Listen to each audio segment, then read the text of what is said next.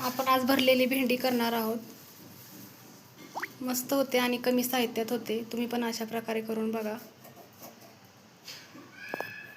थोडेसे धने आणि जिरं वाटून घ्यायचं बारीक.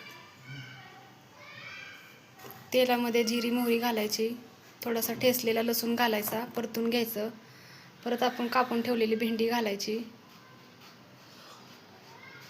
भेंडी चांगली परतून घ्यायची. नंतर शेंगदाण्याचा कूट घालायचा, परतून घ्यायचं. थोडीशी हळद घालायची, लाल तिखट घालायचं, परत मिक्स करून घ्यायचं. हे बघा, मस्त आपली परतून घेतली भेंडी. नंतर चवीप्रमाणे मीठ घालायचं, परत एकदा मिक्स करून घ्यायचं.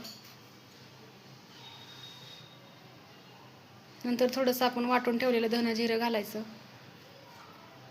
मिक्स करून घ्यायचं. चांगली भेंडी शिजवून घ्यायची. मस्त आपली अशा प्रकारे भेंडी तयार होते कमी साहित्यामध्ये. तुम्ही पण करून बघा, खूप छान होते.